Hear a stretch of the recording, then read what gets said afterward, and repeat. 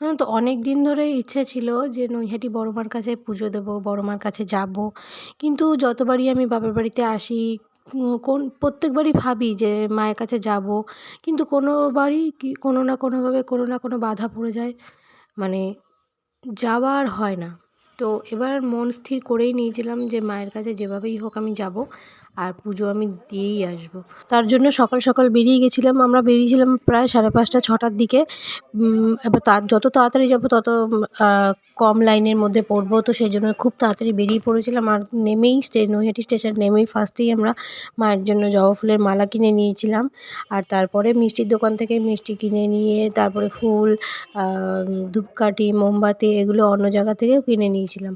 তো কেনার পরে উম আ আ তো আমরা ভাবলাম যে কিরকমই বা লাইন পড়বে। তো আমি তো এর আগে অনেকবারই ভেবেছি যে যাবো, যাবো করে আর যাওয়া হয়নি।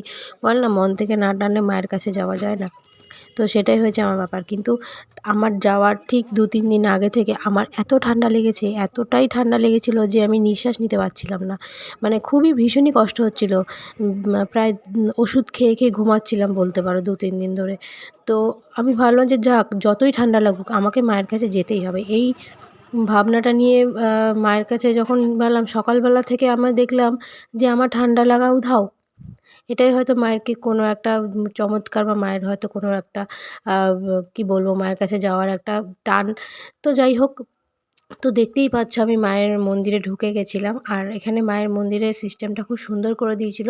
একটা লাইন বাই লাইন ঢোকানোর চেষ্টা করছিল। এই সিস্টেমটা হয়তো আগে ছিল না, কিন্তু এই সিস্টেমটা এখন করেছে। কিন্তু খুব সুন্দরভাবে ঝামেলা ঝঞ্ঝাট ছাড়া খুব মানে মানে শান্তিপূর্ণভাবে আমরা পুজোটা দিতে পেরেছি। আর এটাই আমার কাছে ভীষণ একটা শান্তির ব্যাপার যে মায়ের কাছে এসে মন শান্ত করে খুব নির্বিঘ্নে পুজোটা আমি দিতে পেরেছি। সত্যি আমি ভাবতেই পারিনি যে আমি ১ম বার আসছি। এর আগেও অনেকবার আসার চেষ্টা করেছি তোমাদের যেটা বললাম। কিন্তু আমি যে এত শান্তিপূর্ণভাবে পুজোটা আমি দিতে পারবো, অনেকক্ষণ দাঁড়াতে পারবো, মাকে দেখতে পাবো যেটা আমি ভাবতেই পারিনি। তো মায়ের কাছে আমি আবার আসবো আর কালীপুজোর সময় সেই মায়ের বড় বিগ্রহটা দেখার আমার ভীষণ ইচ্ছা। তো সেটা আমি দেখতে অবশ্যই আসবো।